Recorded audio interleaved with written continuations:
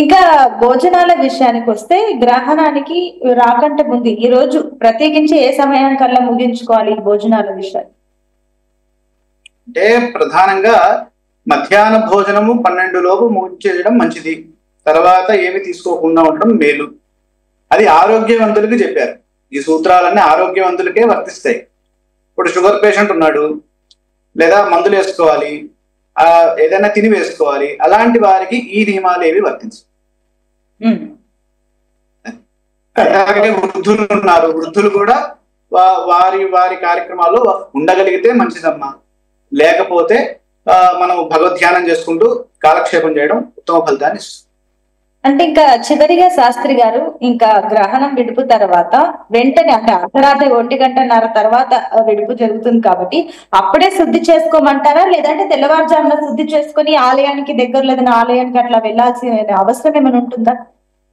అంటే విడుపు తర్వాత స్నానం చేయాలి, మన దేహశుద్ధి చేయాలి. దేహశుద్ధి తర్వాత ఆ సమయంలో ఇంకా మనం చేయలేం కాబట్టి గృహాన్ని తర్వాత వీటన్నిటిని తెల్లవారిన తర్వాత వాటన్నిటిని శుద్ధి చేసుకోవడం, ఆ తర్వాత మన కార్యక్రమాల్లో మనం వెళ్ళడం ఉత్తమం. ఈ చంద్రగ్రహణము 9:55 పాక్షిక గ్రహణం ప్రారంభమై, అలాగే సంపూర్ణ గ్రహణ ప్రారంభ కాలం వచ్చేసి రాత్రి 10:58. అదేవిధంగా గ్రహణ మధ్యకాలం గనక చూసినట్లయితే రాత్రి 11:41. ఇక అంత్యకాలము రాత్రి 12:24. గ్రహణ సమాప్తము అంటే పూర్తిగా గ్రహణము పూర్తయిపోయేటటువంటి స్థితి రాత్రి 1:26. ఈ గ్రహణము ప్రధానంగా పూర్వభాద్ర నక్షత్రంలో కుంభరాశిలో సంభవిస్తోంది కాబట్టి పూర్వభాద్ర నక్షత్రం వారికి అధమ ఫలితాలు ఉంటాయి, అంటే గ్రహణ దోష ఫలితాలు వారికి వర్తిస్తూ ఉంటాయి. అలాగే గ్రహణ గోచారాన్ని గనక పరిశీలన చేసినట్లయితే ఈ గ్రహణము కుంభరాశిలో ఏర్పడుతోంది కాబట్టి శాస్త్రం ఏం తెలియజేస్తుంది అంటే త్రిషడ్దశాయోపగతం నరాణాం స్యాత్ శుభప్రదం స్యాత్ గ్రహణం రవీంద్వోహో అని అంటుంది. అంటే మన జన్మరాశి నుండి 3, 6, అలాగే 10, 11 వీటినే జ్యోతిష్ శాస్త్రంలో ఉపచయ స్థానాలు అని అంటాం. ఈ స్థానాల్లో గనక ఈ గ్రహణం సంభవిస్తున్నట్లయితే ఆ రాసుల వారికి విశేషమైనటువంటి శుభప్రదమైన ఫలితాలు వస్తాయి. అవి ఏ రాశులు అవుతున్నాయి ఇప్పుడు అంటే ధనుస్సు రాశి. ధనుస్సు రాశి వారికి 3వ స్థానంలో ఈ గ్రహణం ఏర్పడుతుంది. అలాగే కన్యా రాశి వారికి కూడా శుభ ఫలితాన్ని ఈ గ్రహణం ఇస్తుంది. కారణం ఏంటంటే కన్యా రాశి నుండి 6వ రాశిలో ఈ గ్రహణం వస్తుంది. ఇక వృషభ రాశి వారికి లాభస్థానం, ఆ వృషభ రాశి వారికి దశమ స్థానం, అలాగే మేషరాశి వారికి లాభస్థానం. కాబట్టి ఈ 4 రాశుల వారికి విశేషమైనటువంటి శుభయోగాలు ఏర్పడుతున్నాయి. అదేవిధంగా ద్విసప్త నందేషు చ మధ్యమంచ, మధ్యమ ఫలితాలు ఎవరెవరికి ఉంటాయి? 2, 5, 7, 9.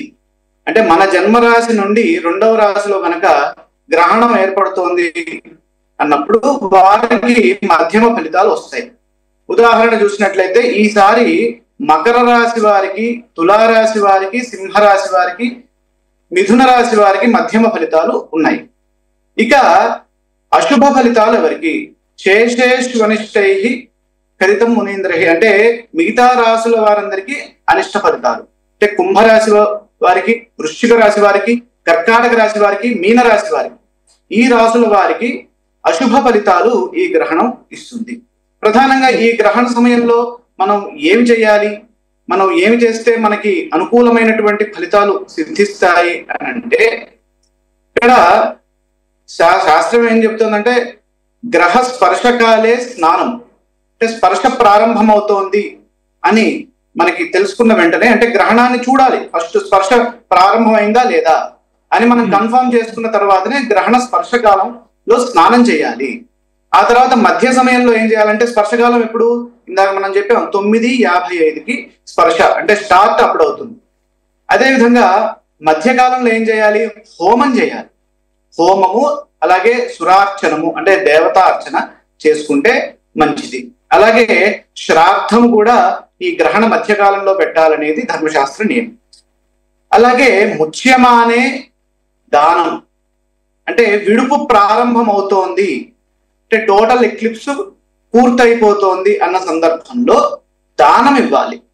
మరి ఆ రాత్రి సమయంలో బ్రాహ్మణులు దొరకరు కదా, ఆ సమయంలో దానం ఎట్లా ఇస్తాము అనండి అంటే, అది మనం ఆ భగవంతుడి దగ్గర పెట్టి నేను ఈ ద్రవ్యాలని దానం ఇవ్వాలనుకుంటున్నాను, మీకు సమర్పిస్తున్నాను అనేటటువంటి సంకల్పం చేసి తెల్లవారిన తర్వాత ఎవరైనా పండితుల్ని పిలిచి దానం చేయడం మంచిది. అలాగే ముక్తే స్నానం అంటే ముక్తి పూర్తిగా గ్రహణం పూర్తి అయిపోయింది అని అన్నప్పుడు ఆ సందర్భంలో కూడా స్నానం చేయాలి. ఇది గ్రహణంలో చేయవలసినటువంటి కార్యక్రమాలు.